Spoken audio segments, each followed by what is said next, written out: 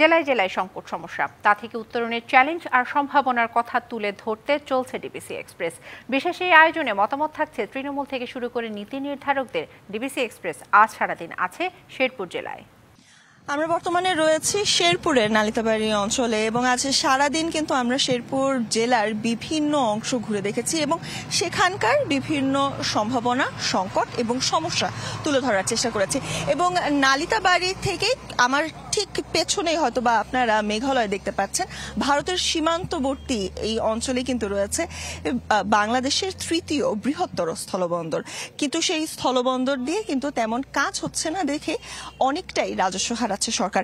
তবে শুধুমাত্র এই স্থলবন্দর নয়, শেরপুর জেলাতে রয়েছেন বিভিন্ন জাতিগোষ্ঠীর মানুষও এবং সে সকল দুর্ভোগ এবং তাদের দুর্ভোগ সকল কিছুই তুলে ধরতে চাই। প্রথমে আসলে জানতে চাই দাদা, যারা ক্ষুদ্র নৃগোষ্ঠীর রয়েছেন তাদের আমরা অধিকাংশ সময় কিন্তু দেখি যে পিছিয়ে পড়ছেন। পিছিয়ে পড়ার কারণটা কি? হ্যাঁ, সবচেয়ে বড় যে সমস্যাটা পিছিয়ে পড়ার সেটা হলো যে লেখাপড়া থেকে ঝরে যাচ্ছে অনেক শিক্ষার্থী, যাদের বিকল্প কর্মসংস্থানের অতীব জরুরি প্রয়োজন। এবং লেখাপড়া ধরে রাখবার জন্য আদিবাসী অঞ্চলে আপনার হলো যোগাযোগ ব্যবস্থা একেবারেই খারাপ, কাঁচা রাস্তা, তাদের স্বাস্থ্য সমস্যা তো রয়েই গেছে। পাশাপাশি ভাষা এবং সংস্কৃতিকে ধরে রাখবার জন্য এই শেরপুর জেলাতে কিন্তু কালচারাল একাডেমি নাই, এটা খুবই প্রয়োজন।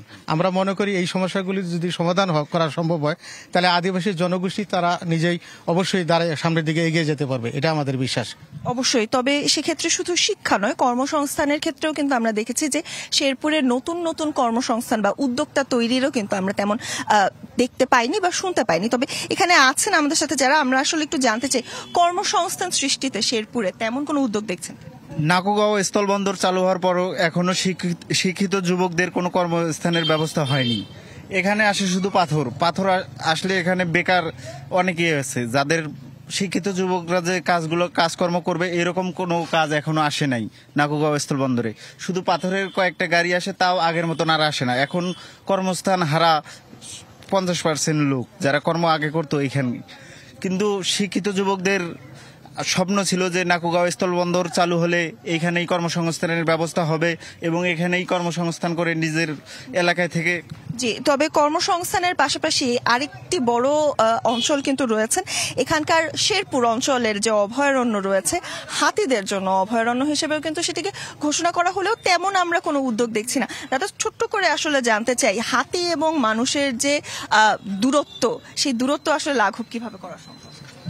এটার জন্য সবচাইতে যেটা প্রথমত যেটা দরকার সে হচ্ছে যে বনের ভিতর হাতিদের জন্য খাবারের ব্যবস্থা করা, পাশাপাশি স্থানীয়দেরকে সহাবস্থানমুখী এবং আসলে এই যেটাকে আমরা যুদ্ধ বলি, হাতির সাথে আসলে যুদ্ধ করে নয়, সহাবস্থানমুখী প্রতিরোধ ব্যবস্থা গড়ে তোলার জন্য জনগণকে ওইভাবে সচেতন করে গড়ে তুলতে হবে।